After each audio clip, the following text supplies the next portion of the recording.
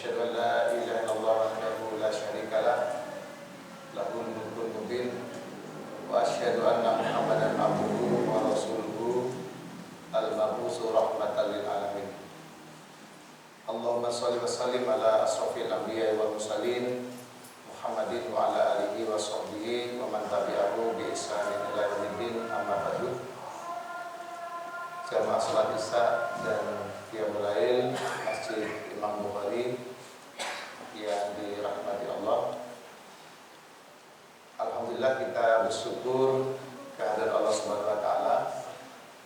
Allah dengan sifat Ar-Rahman, Ar-Rahimnya senantiasa memberi rahmat kasih sayangnya kepada kita. Allah dengan sifat Ar-Razzaqnya tidak pernah berhenti memberi rezeki kepada kita sejak kita dalam kandungan hingga detik ini dan pasti seterusnya. Allah dengan sifat Al-Hadinya telah memberi hidayah petunjuk kepada kita sehingga kita mampu memilih agama yang benar. Tidak lain adalah dinul qayyim, dinul haq, yaitu dinul Islam.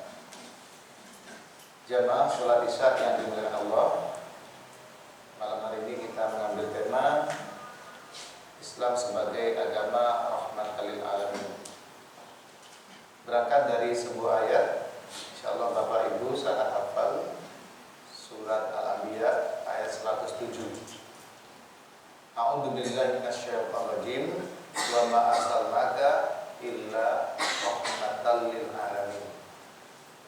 Wa ma arsalnaka, dan tidak kami utus engkau wahai Muhammad illa kecuali rahmatan, sebagai rahmat lil alamina, bagi semesta alam. Ayat ini sangat terkenal karena memang ini menjadi keunggulan tersendiri bagi umat Islam sebagai agama rahmatan lil alamin. Lalu apa rahmatan lil alamin itu? Secara etimologi rahmat itu artinya kelemah lembutan. Jadi rahmat itu lemah lembut. Kebalikannya nopo? Tidak lemah lembut. Kebalikannya kasar, keras.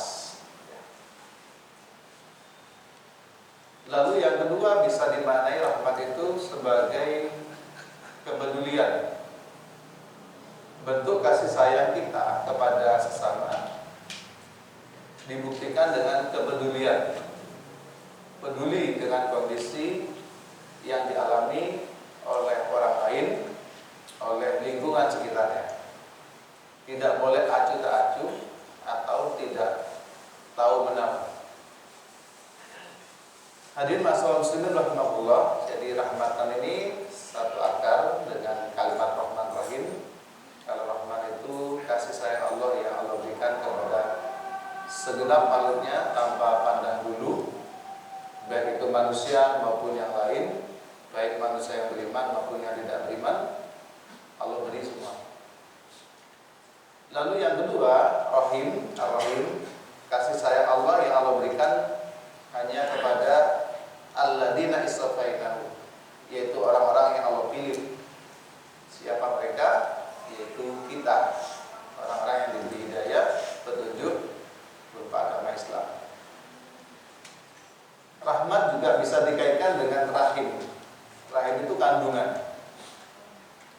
Kandungan sifatnya sangat melindungi yang dikandungnya.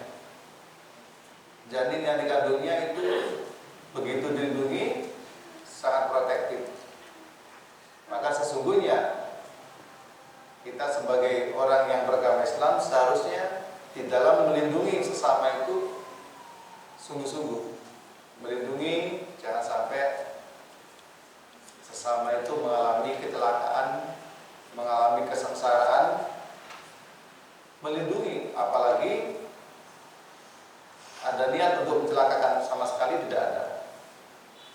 Kecelakaan yang ditimbulkan oleh pihak lain kita melindungi, jangan sampai itu dialami oleh saudara kita, teman kita. Lalu al-alamin, jemaah sekalian, alam ini di dalam beberapa pengertian disebutkan masih Allah, selain Allah itu disebut alam. Kita yang Allah ciptakan sebagai manusia ini juga alam. Bahkan kita ini kecil dibandingkan alam-alam yang lain, dibandingkan gunung nggak ada apa-apanya, dibandingkan bumi apalagi, dibandingkan sapi ya segala. Lalu apa bukti bahwa Islam sebagai rahmatan lil alamin? Tentu untuk membuktikannya, Bapak dan Ibu sekalian, kita pelajari ayat-ayat Allah dalam Al-Quran maupun ajaran-ajaran Nabi dalam hadis-hadisnya. Kita ambil beberapa. Kita diajari oleh Allah dan Rasul-Nya untuk menjadi rahmat bagi sesama manusia. Bentuknya apa? Yang pertama, kita diperintahkan untuk lemah lembut. Allah sampaikan di dalam surat Ali Imran, insyaallah ayat 159, A'udzu billahi minasyaitonir rajim. Fa bima rahmatin minallahi linta lahum. Maka disebabkan rahmat Allah linta lahum. Linta ini artinya engkau berlemah lembut. Jadi linta ini dalam bahasa Arab sudah dua kalimat, lin sama ta. Tanya ini anta. Engkau berlemah lembut.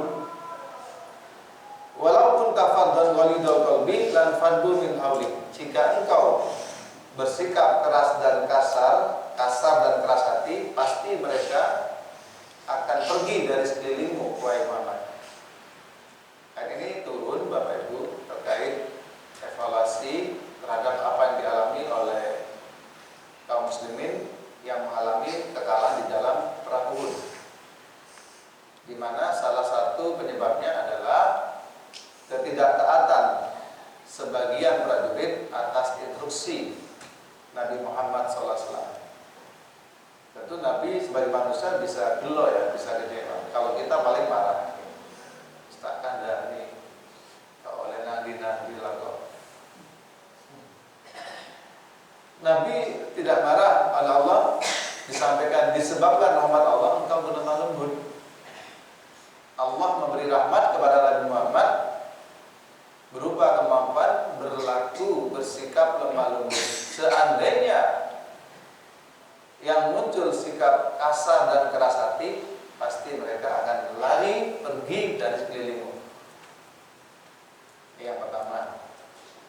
Yang kedua, masalah muslimin rahimahullah adalah ajaran mengasihi sesama.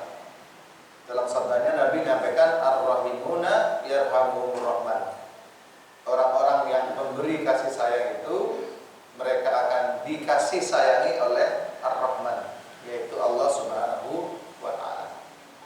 Irhamu man fil ardi. Sayangilah, kasihilah apa-apa yang ada di muka bumi. Yarhamkum man fis sama. Maka akan menyayangimu apa yang ada di langit, yaitu Allah Subhanahu wa ta'ala dan para malaikatnya. Sayangnya Allah dengan kasih sayang yang luar biasa, sayangnya malaikat yaitu mendoakan kita serta menjaga kita dari berbagai bahaya. Kalau yang mendoakan malaikat kan tidak ada batas ya, malaikat kan suci. Itu yang kedua. Lalu yang ketiga, masyarakat muslimin rahimahullah, kita dilarang mendolimi sesama dalam bentuk kedoliman apapun. Dolim secara fisik menyakiti badan jasmani juga tidak boleh. Islam itu tegas, kalau membunuh hukumannya qisas. Al-jarhu melukai hukumannya juga qisas. Kelihatannya keras, tetapi itu ada tujuan, ada maqasidul ahkam walakum fil qisasi hayatu ya ulil albab. Di dalam pelaksanaan hukum qisas itu ada kehidupan. Artinya dengan ditegaknya hukuman qisas itu harapannya tidak terjadi kasus-kasus pembunuhan berikutnya karena orang takut dihukum qisas. Tidak boleh mendalimi secara psikis. Ini yang berat, membuli perundungannya, memfitnah, menuduh, menghina, mencaci maki, semua bentuk kedzaliman secara psikis. Kalau orangnya nggak kuat itu bisa menjadi minder dan drop, ya. Apalagi fitnah, membunuh pelan-pelan. Lalu kedzaliman secara materi, merampas, mengambil hak orang lain atau tidak menyerahkan, memberikan hak orang lain yang seharusnya itu jadi haknya dari kita. Ini menyayangi terhadap sesama manusia. Lalu berikutnya jamaah salat Isya yang dimuliakan Allah, kita oleh Allah dan Rasul diperintahkan menyayangi makhluk yang bernama binatang. Ada beberapa hadis.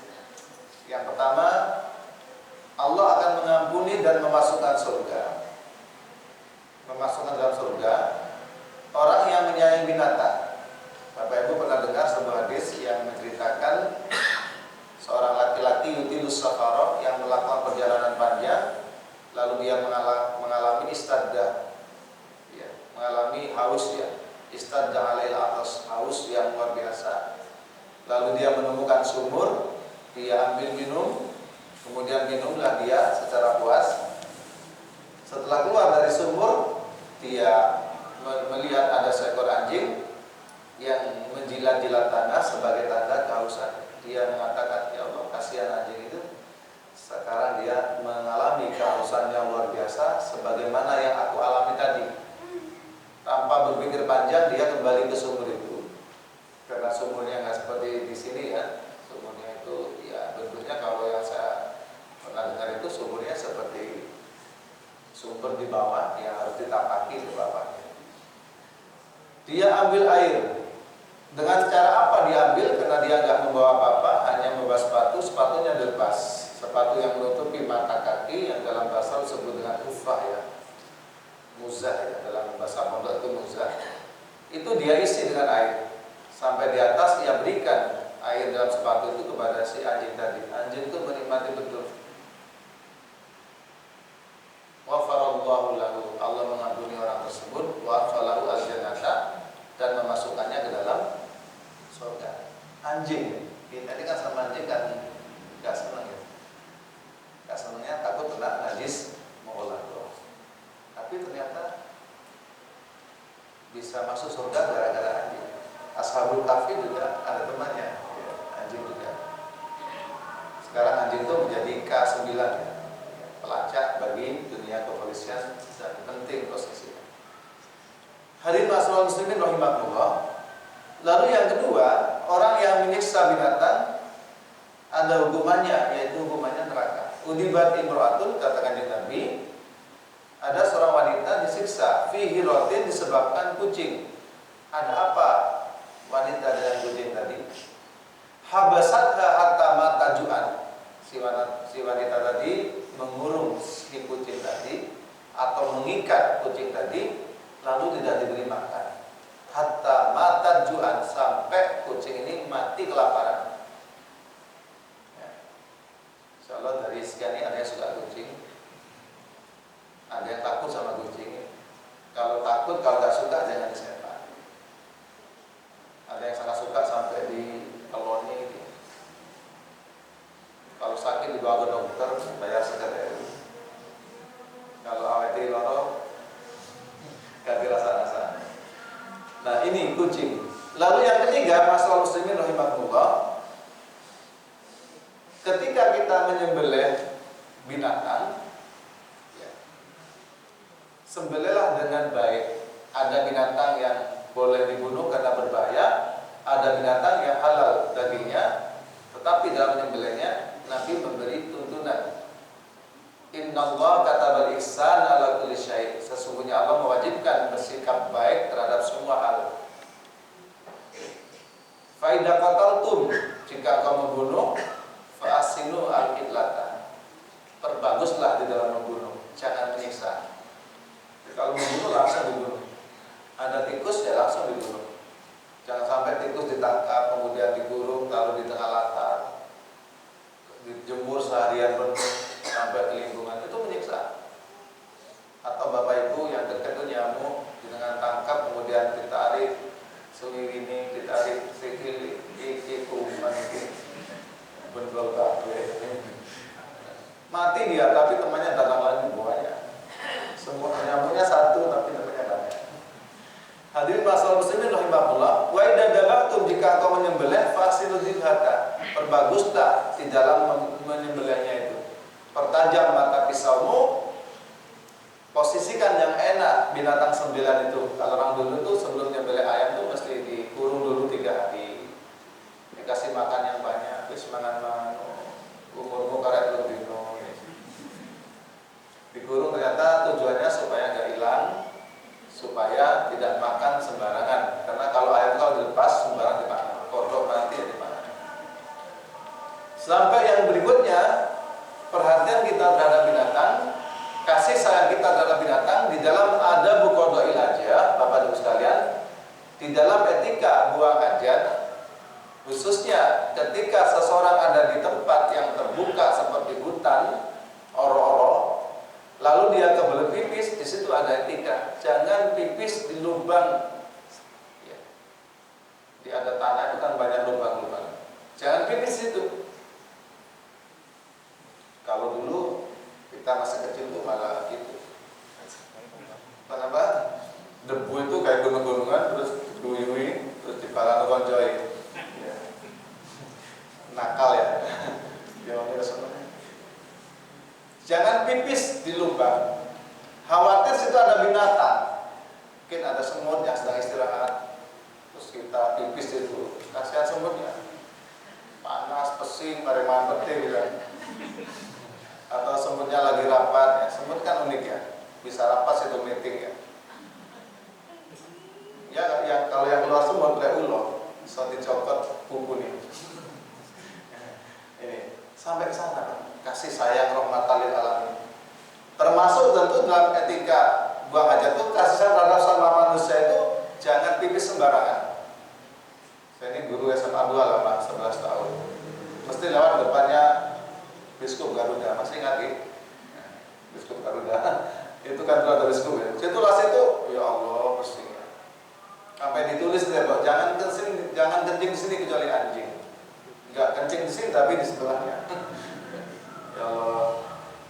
Lalu yang terakhir, Bapak dan Ibu sekalian, Allah juga mengajarkan kepada kita, Rasul juga demikian, sayangilah tumbuh-tumbuhan dan alam sekitar supaya tidak rusak. Kalau rusak, akibatnya juga kembali kepada manusia dalam bentuk bencana dan musibah. Demikian pula dalam ajaran Islam itu banyak nilai-nilai yang sesungguhnya itu bentuk kasih sayang Allah. Kenapa kita berpuasa? Allah sayang sama kita supaya nggak terlalu banyak makan. Karena banyak penyakit sumbernya dari makanan. Coba penyakit apapun lah dari makanan. Asam urat itu apa? Makanan, kakek nomor sebulan. Kolesterol itu makanan. Semua. Darah tinggi ya makanan. Tapi harus tetap makan diatur. Bahkan puasa ini luar biasa. Sayap ekonomi itu bisa bergerak ya. Bergerak ya. Banyak pasar-pasar takjil sampai sekarang masih buka. Gak terawih bisa. Kalau kita lihat acara-acara di televisi gitu, Bapak Ibu, yang pengantar sahur itu siapa ngisi? Ada yang Islam, ada yang Islam.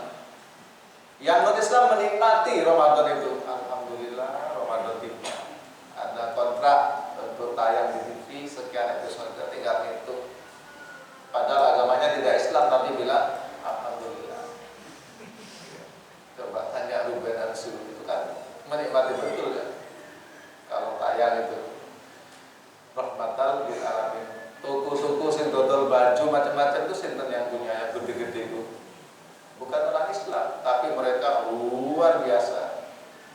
Keuntungannya itu luar biasa. Yang datang orang Islam belanja, yang jual bukan Islam. Rahmatan lil alamin. Demikian Bapak Ibu, ini kalau diturunkan lama ini ya. Sudah 20 menit. Mohon maaf. Ya, terima kasih atas perhatiannya. Mudah-mudahan kita menjadi sosok muslim yang memberikan rahmatan lil alamin dan menunjukkan bahwa Islam itu agama yang sempurna dengan salah satu cirinya adalah rahmatan lil alamin berikan. Mohon maaf jika ada hal yang kurang. Akhirnya, Assalamualaikum warahmatullahi wabarakatuh.